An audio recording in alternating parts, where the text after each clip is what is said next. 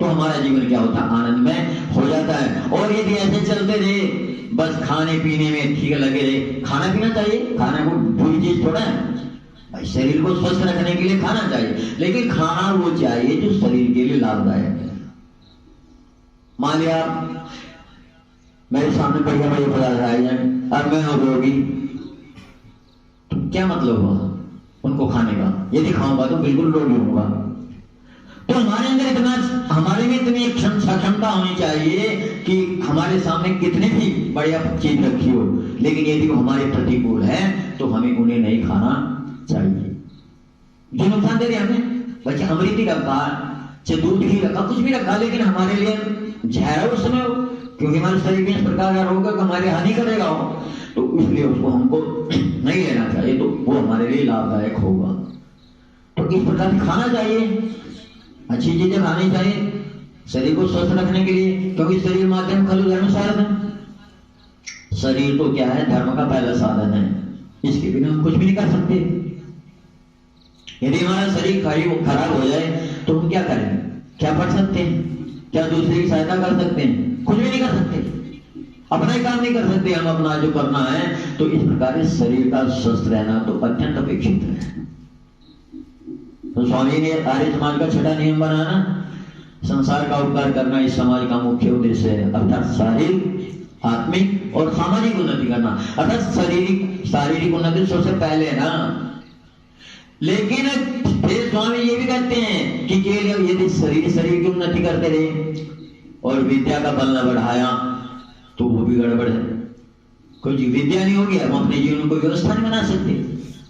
भाई व्यवस्था तो विद्या से बनेगी ना, ज्ञान से बनेगी ना। ज्ञान हमारे अंदर है नहीं तो हम आपस में लड़े बढ़ेंगे, उल्टे काम करेंगे। तो इस प्रकार से क्या हमें शारीरिक बल और आत्मिक बल बढ़ाने का प्रयास करना चाहिए और अपने जीवन में सदाचार को पूर्ण महत्व देना चाहिए, तभी हम जाकर के अपने जीवन में क्या होते हैं, सफल होते हैं। जब तक हमारा आचरण ठीक नहीं होगा, सदाचार की दृष्टि ठीक नहीं होंगे, अर्थात ब्रह्मचर्य हमारे जीवन में आधार स्तंभ बंद करके नहीं होगा, तो हम अपने जीवन में से उन्नति नहीं कर सकते। तो इस प्रकार इन बातों को ध्यान में रखते हुए और उस परमात्मा की व्यवस्था को समझकर कि जो जैसा हम करेंगे वैसा फल अवश्य मिलेगा, तो हम यदि आगे बढ़ते हैं तो हमारे जीवन का क्या हो जाता है, उत्कर्ष होता है। हमारे जीवन में क्या होती है, उन्नति होती है। और हमें अपने ऊपर भरोसा होना चाहिए, विश्वास होना चाहिए कि मैं इस कार्य को कर लूंगा। ऐसा नहीं थोड़ी सी परेशानी आई, हाँ यार ये क्या करें, ये तो अष्टाध्यायी याद नहीं होती, ये तो बड़ी समस्या। अरे हो जाएगी, नहीं होगी तो एक महीने में नहीं, 2 महीने में होगी, साल भर में भी होगी, हो जाएगी ना। लेकिन हम पहले सांस तोड़ के बैठ जाते हैं कि अब तो यार दूसरी जगह देख, कभी यहाँ तो काम चल रहा है, यहाँ नहीं ठीक हो रहा, ये याद नहीं, बुद्धि नहीं काम कर रही। अरे बुद्धि ने अगर वहां भी ना काम किया फिर क्या करेगा भाई? बुद्धि अगर वहां भी ना काम करे तो फिर कहाँ जाएगा, फिर दूसरी हो जाएगा। अब बस अपने से कट्टा खाओ फिर जाएगा, इसका मतलब क्या है? आज यहाँ कट्टा खाया, वहां रख दिया, कल को यहाँ से जाया, वहां रख दिया, कल को वहां ऐसे रख दिया, तो इससे कुछ नहीं होता। उससे हमारा जीवन जो होता है समय वैसे ही चला जाता है। तो इसलिए हमको क्या है, विद्या के, देखो विद्या की वैसे हमें पढ़ना है भाई, उसमें कष्ट तो आएगी, क्योंकि यदि हम विद्या पढ़ेंगे दूसरे का अधीन तो रहना ही पड़ेगा, और भाई दूसरे का अधीन रहना तो सबसे बड़ा दुख है ना। लेकिन वहां रहना पड़ेगा यदि को कुछ सीखना है। तो इस प्रकार से यदि हम अपने जीवन में स्थिरता ला करके और कहीं डटे रहते हैं तो निश्चित रूप से हम सफल हो जाते हैं, निश्चित रूप से सफल हो जाते हैं। देखो भाई स्वामी दयानंद जी जब प्रचार के लिए निकले तो कोई प्रभाव नहीं पड़ा, तो फिर उन्होंने अपने जीवन में देखा कि हाँ भाई मेरे अंदर कुछ कमियां हैं।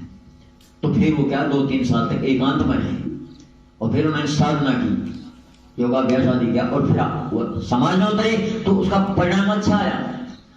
तो ऐसा नहीं है कि हम थोड़ी सी परेशानी आए उससे विचलित होकर के अपने रास्ते को बदल दें, तो क्या स्थिति हमारी डगमगा जाती है, हम उधर के रहते हैं, इधर के रहते हैं। चले घर छोड़ करके यहाँ साधु बने और साधु बन के इधर क्या, या तो यहाँ को आप फिर उधर चले गए, तो मतलब क्या हुआ? हमारे अंदर स्थिरता होनी चाहिए ना, कुछ भी हो कैसी परिस्थिति, जब हमने एक निर्णय कर लिया कि ये रास्ता ही कल्याणकारी, पहले पूरा निर्णय कर लें, जानपूर्वक सोच ले कि हाँ भाई इस मार्ग में चलने से हमारे जीवन का कल्याण है, इसी मार्ग पर चलने से हमारे जीवन का उत्कर्ष हो सकता है। ऐसा जब हमने निर्णय कर लिया और वो वास्तव में मार्ग सही है तो हमें उस रास्ते को बिल्कुल भी नहीं छोड़ना चाहिए। कितनी परेशानी आती है, परेशानी किसके जीवन में नहीं आई? देखो इतिहास उठा करके, भाई राम एक राजा का पुत्र था और देखो राज भी छूट गया, सब कुछ छूट गया, दुर्दशा हुई, कहां धक्के खाते फिरे, लेकिन अपना रास्ता नहीं छोड़ा उन्होंने। जो उन्होंने विचार किया था कि नहीं अच्छे काम करने, गलत कार्य नहीं करना, अपने परिवार को उजड़ने नहीं देना, चाहे कुछ भी करना पड़े, कितना भी कष्ट उठाए, और जंगल में रहे आराम से, कोई परेशानी नहीं। लेकिन वो समय बीत गया और जो कुछ करना था वो कर दिया और फिर वो राज उनको मिल गया। तो इस प्रकार से आदमी यदि धैर्य रखता है तो सब कुछ ठीक हो जाता है। धैर्य की बहुत बड़ी आवश्यकता है, धैर्य के बिना कुछ नहीं होता। जो अस्थिर होता है तो वो थोड़ी चीज में क्या है डगमगा जाता है और बस अपना कार्य अस्त व्यस्त हो जाता, फिर पछताता क्या करे, फिर समय निकल जाता। तो इसलिए हमें अपने जीवन में धैर्य पूरी तरह से रखना चाहिए, कुछ भी हो। अरे इस जन्म में नहीं, अगले जन्म में होगा भाई, हम मरेंगे तो नहीं ना। जब तो खतरा है कि भाई हम मर जाएंगे, खत्म हो जाएंगे। अरे जो हम करेंगे उसके संस्कार तो हमारे चित्त पे बनेंगे ना, वो संस्कार फिर आगे काम करेंगे। यदि हम उस रास्ते में चलते रहे अगले जन्म में काम करेंगे, यदि हम उस रास्ते से हटके तो गड़बड़ हो जाएगा ना मामला। तो इसलिए हमको स्थिर रहना चाहिए। देखो ऋषियों के जीवन में कितनी समस्याएं, स्वामी दयानंद देखो कितनी दुखी रहे, मतलब 30-40 साल तक ऐसे घूमते हुए पागलों की तरह, कहीं हाँ कहीं वहां कहीं यहाँ, और कहीं भी संतुष्टि नहीं मिली। लेकिन जब लगे रहे अंत में स्वामी विद्यानंद मिल गए और उनके जीवन का क्या कल्याण होगा, एक रास्ता दिखा दिया। तो कितने दिन घूमे हैं, 20-21 साल की उम्र में उन्होंने छोटा होगा और केवल काम किया उन्होंने कितना 10-12 साल काम किया। लेकिन इतने वर्ष तो 300 साल तक ऐसे घूमते रहे, कभी यहाँ कभी वहां कभी वहां कभी यहाँ। लेकिन विद्यानंद के पास जाकर 3 साल में ही क्या हो गया, फिट हो गए। तो कहने का मतलब यह कि आदमी जब लगा रहता है निश्चित सफलता उसको चरण चूमती है, मनुष्य को सफलता मिलती है, लेकिन लगा रहे। ऐसे नहीं बस थोड़ी देर में थोड़ी सी परेशानी आई, विचलित हो गए, कुछ थोड़ी सी समस्या खड़ी हुई बस उससे विचलित हो गए। अरे भाई समस्याओं के जूझने के लिए तो मनुष्य जन्म मिला है, इसमें समस्या को समाधान करना है हमको। भाई पशु पक्षी क्या समस्या को समाधान करेंगे, उनको तो खाना पीना ठीक है तरह ही है और क्या है उनको, लेकिन समस्याओं का समाधान तो मनुष्य ही करता है ना। तो इसलिए हमें अपने जीवन में विचार पूर्वक काम करना चाहिए, बुद्धिपूर्वक काम करना चाहिए और अपना हित अहित देकर के काम करना चाहिए। दूसरे के बहकावे में आकर के या दूसरे की बात सुन करके हमें अपना रास्ता नहीं छोड़ना चाहिए। जब हमने निर्णय कर लिया कि रास्ता सही है तो कुछ भी हो जाए तो हम विचारशील होना चाहिए, विवेकशील होना चाहिए, जिससे हमारी बुद्धि ठीक रहे, व्यवस्थित रहे। देखो यदि बुद्धि बिगड़ जाती ना फिर कुछ नहीं रहता, फिर क्या हो जाता है, इसको क्या कहते हैं, पागल हो गया। यदि बुद्धि बिगड़ गई तो क्या हो गया, पागल हो गया। तो हम पागल क्यों बने? तो हम सोच विचार करके काम करें, बुद्धिपूर्वक काम करें तो हमारी स्थिति ठीक हो जाती है। और जब ऐसी कोई स्थिति आई तो हमें इतिहास को देख लेना चाहिए ना। जो हमसे थोड़ा पहले आदमी है तो देखो कितने कष्ट उठाए लोगों ने। अब हम क्या कष्ट है, आराम से रोटी मिली, खा रहे, आराम से पढ़ रहे, ठीक है। आप क्रांतिकारी को देखो, आज यहाँ पुलिस पीछे पड़ रही, आज वहां पुलिस पीछे पड़ रही, और न कोई खाने का ढंग है न कुछ है, और कहीं अपना वो क्या तीन टांग उठाई और 2 ईंट रखी और उनके ऊपर रोटी बनाकर खा ली, और वहां पे फिर कर कूदते थे, क्या पुलिस आएगी, फिर वहां से भाग लिए। लेकिन लगे रहे। अगर वे लोग इतना वो न करते, अपने जीवन की कुर्बानी न देते, आज ये स्थिति नहीं आती, हम भी वो गुलामियत में रहते। तो कहने का मतलब है कोई भी काम करो, छोटे से छोटा बड़े से बड़ा, उसके लिए तो कुछ तो परेशानियां उठानी ही पड़ेगी। ऐसे नहीं होता अगर बिना परेशानी के कुछ काम हो जाए।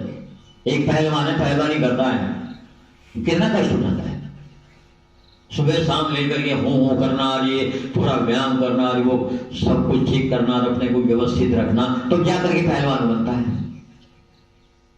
इसी प्रकार से एक विद्यार्थी भी क्या होता है, कितना समय लगाता हो, रात दिन पढ़ता है, जैसे ICS BCS बनते बताते हैं को, मुझे पता नहीं, लेकिन बताते हैं 18-18 घंटे तक पढ़ते हैं। तो कितनी मेहनत करते हैं ना। तो किसी भी काम को करने के लिए भाई मेहनत तो करनी की पड़ेगी, पुरुषार्थ करना पड़ेगा, और उसमें क्या है, धैर्य रखना पड़ेगा। कभी कभी क्या होता है, आदमी बहुत मेहनत करता है, बहुत परिश्रम करता है, लेकिन उसको फिर भी सफलता नहीं मिलती। एक और किसान है, खेती करता है, और जो खेती करता है किसान, मतलब बहुत मेहनत करता है, रात दिन पसीना बहाता है, लेकिन क्या होता है, अचानक ओले पड़ जाए तो धैर्य रखने की जरूरत है। ओले पड़ गया, अगली बार देखा जाएगा, ये थोड़ा का धंधा करके मर जाए या काम को छोड़ दे।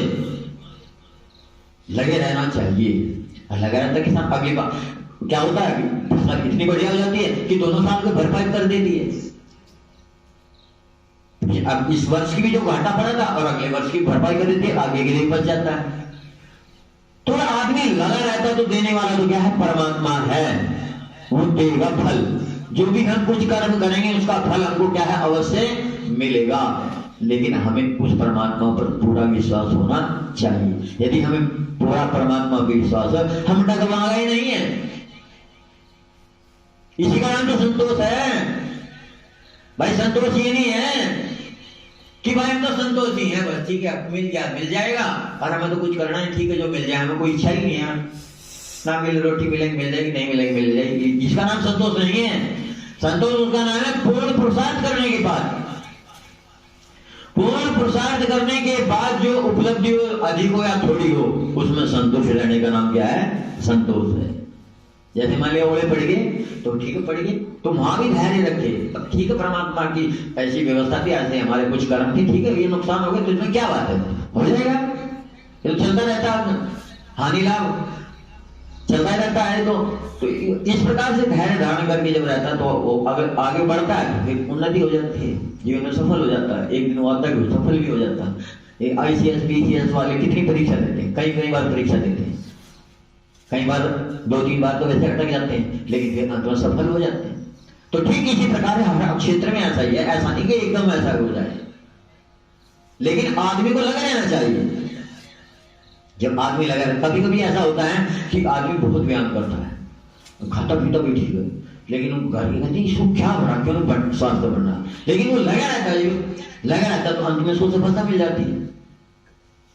तो कहने का बात मतलब है कि आदमी लगा रहे और डटा रहे मैदान में, तो निश्चित रूप से सफल हो जाता है, और परमात्मा का पूरा विश्वास है।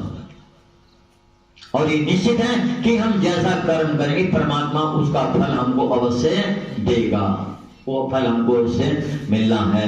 तो इस प्रकार हम उस परमात्मा की व्यवस्था को समझ करके और उस पर पूरा विश्वास रखें, तो हमारे जीवन में क्या निश्चित रूप से सफलता मिलेगी। ओम जय शांति अंतरिक्षं शांति पृथ्वी शांति पर शांति औषधय शांति वनस्पतयः शांति विश्वे देवाः शांति ब्रह्म शांति सर्वं शांति शांतिरेव शांति सामा शांति शांति शांति शांति।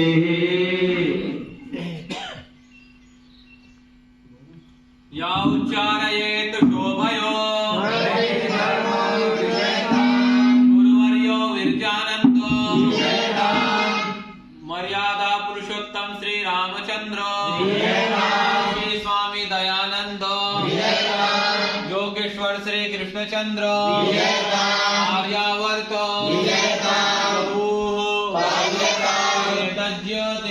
प्रभु